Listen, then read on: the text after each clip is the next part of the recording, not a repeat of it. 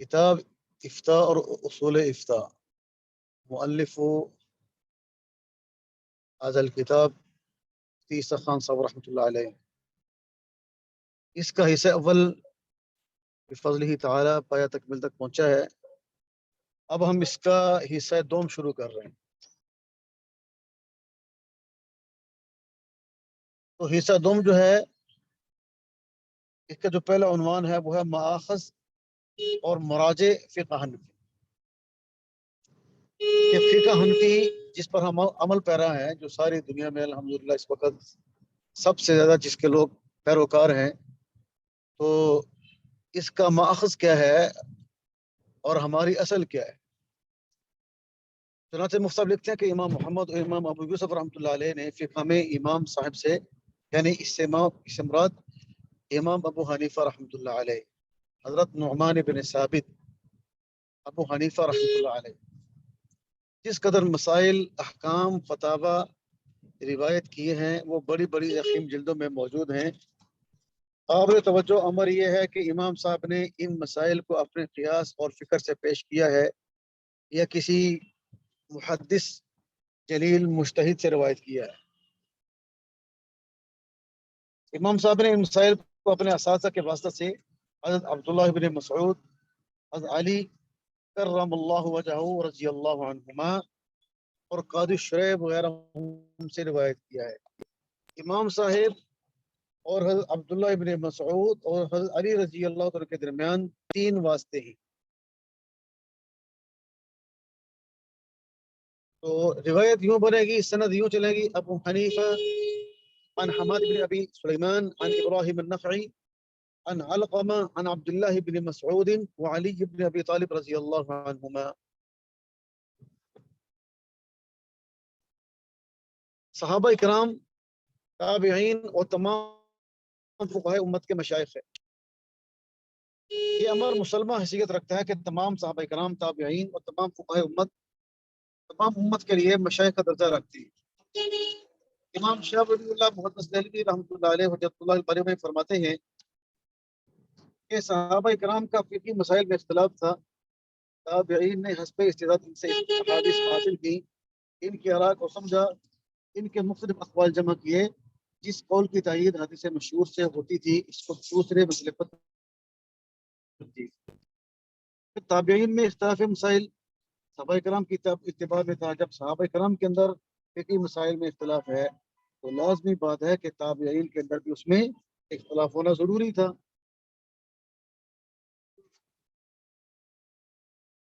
چنانچہ لکھتے ہیں کہ یہ بات قاعدہ کلیہ کی حیثیت رکھتی ہے کہ تابعین سے ہر عالم نے اپنی تحقیق کے مطابق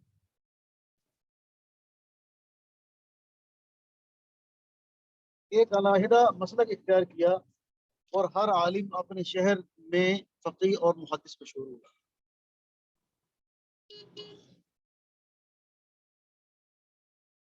مدینہ میں سالم اور ابن مسیب، ان کے بعد زہری، کوفہ میں ابراہیم نخعی اور امام شعبی، اور بصرہ میں حسن بصری، یمن میں طاؤس اور شام میں مقبول رحمۃ اللہ علیہ پیدا ہوئے۔ لوگوں نے نہایت شوق و رغبت سے ان کی طرف رجوع کیا، ان سے علم حدیث، صحابہ کے اقوال، مذاہب اور خود علماء کے ذاتی مسالک اور تحقیقات سے فیض یاب۔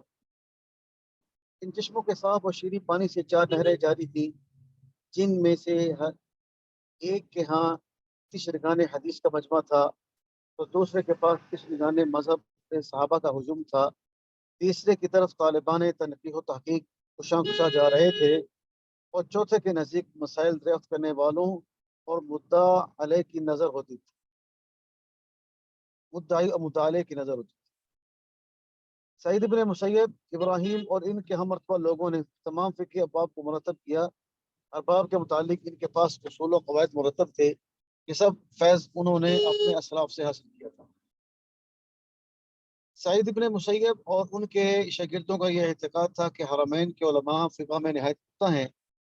ان کے مذاہب کی بنیاد عبداللہ بن عمر، عائشہ اور عبداللہ بن عباس رضی اللہ عنہ اجمعین کے فتاوی اور مدینہ کے قاضیوں کے فیصلے۔ انہوں نے یہ سب علوم بقدر استطاعت جمع کیے اور اس ترتیب میں وہ مسائل جمع کیے جن پر تمام علماء مدینہ کا اتفاق ہے، یا وہ اکثر کی رائے ہے، یا قوی قیاس سے ان مسائل کی تائید ہوتی تھی، یا ان مسائل کو جمع کیا جو قرآن اور حدیث سے صراحتاً ثابت ہیں، اور اگر کسی مسئلہ میں سلف کا قول معلوم نہ ہوتا تو وہ انہیں کے وضع کردہ اصول و مسائل سے اس کا جواب دیتے۔ دوسرے تھے ابراہیم نخعی اور ان کے شاگرد۔ امام ابراہیم نخعی رحمۃ اللہ علیہ اور ان کے شاگردوں کی رائے یہ تھی کہ حضرت عبداللہ ابن مسعود رضی اللہ عنہ سے زیادہ کوئی قابل وثوق رہے، اور امام ابو حنیفہ رحمۃ اللہ علیہ نے امام اوزاعی سے کہا تھا کہ ابراہیم سالم سے زیادہ فقیہ ہیں، اور اگر صحابی ہونے کی فضیلت عبداللہ ابن عمر میں نہ ہوتی تو میں کہہ دیتا کہ ان کی نسبت علقمہ فقاہت زیادہ ہے، لیکن عبداللہ تو عبداللہ ہی ہے۔ امام ابو حنیفہ رحمۃ اللہ علیہ کے مذہب کا ماخذ عبداللہ ابن مسعود کے فتاوی، حضرت علی کے فیصلے، قاضی شرح اور دیگر قضات کوفہ کے فتاوی ہیں۔ انہی سے امام ابو حنیفہ رحمۃ اللہ علیہ نے بقدر امکان مسائل فقہ مدون کیے۔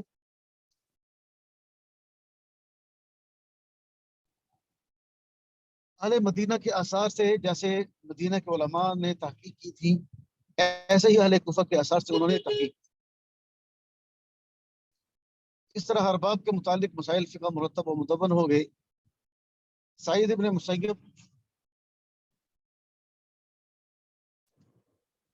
تمام فقہائے مدینہ کے علوم کا مخزن تھے، خصوصاً وہ حضرت عمر کے فیصلے اور حضرت ابو ہریرہ رضی اللہ عنہ کی حدیثوں سے زیادہ واقف تھے۔ ابراہیم تمام علماء کوفہ کے علوم کا مخزن تھے۔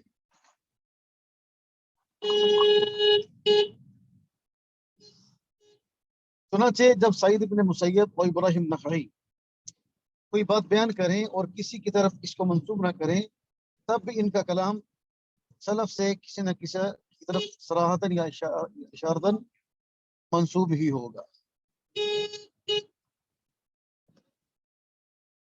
سعید ابن مسیب کے فضل و کمال اور تبحر پر تمام فقہائے مدینہ کا اتفاق ہو گیا، اور تمام طلباء علم فقہ نے ان کے سامنے زانو تلمستہ کیا۔ اسی طرح ابراہیم کے فضل و کمال، فقاہت اور جلالت پر تمام فقہائے کوفہ متفق ہو گئے، اور ان کے شرف تلمس سے اپنی تشنگی ہو گئی۔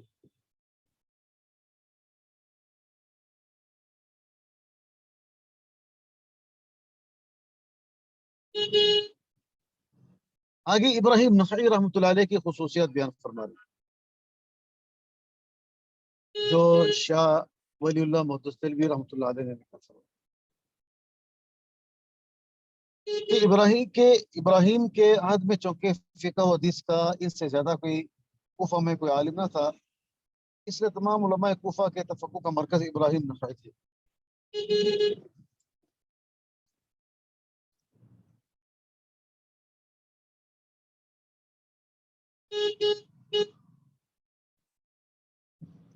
ابراہیم نخعی نے اپنی فقہ میں انہی مسائل کو جمع کیا ہے جو عبداللہ بن مسعود، علی، قاضی شرح وغیرہ سے منقول ہیں۔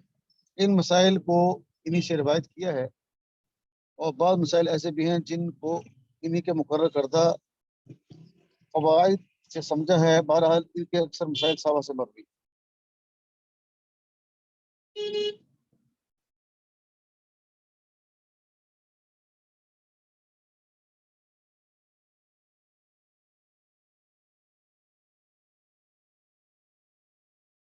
کہہ رہے کہ امام ابو حنیفہ رحمۃ اللہ علیہ نے انہی مسائل کو ابراہیم سے روایت کیا ہے۔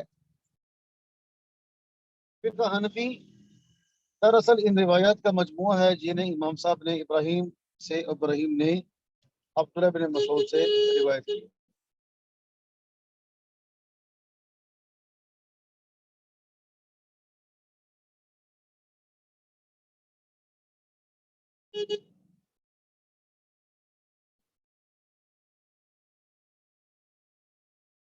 چنانچہ شاہ ولی اللہ متوجر رحمۃ اللہ علیہ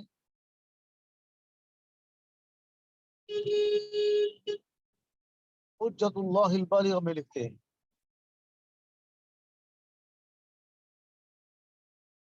کہ امام ابو حنیفہ ابراہیم اور ان کے ہم عصر علماء کی روش کے زیادہ پابندی کرتے تھے۔ امام صاحب نے شاذ و نادر ہی کسی مسئلے میں ابراہیم نخعی سے اختلاف کیا۔ آپ قوانین کلیہ سے جزیات دریافت کرنے میں بڑے بلند خیال تھے۔ سنن ابراہیم کے مذہب پر جزیات کے حکم معلوم کرنے میں آپ کو بڑا موقع حاصل تھا۔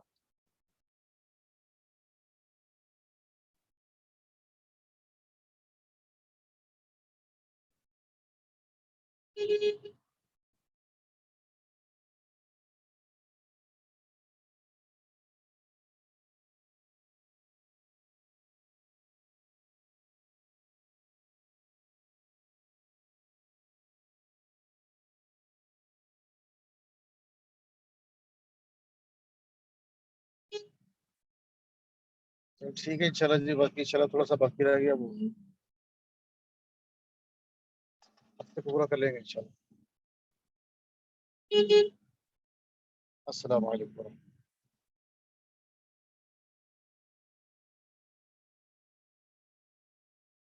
اللہ۔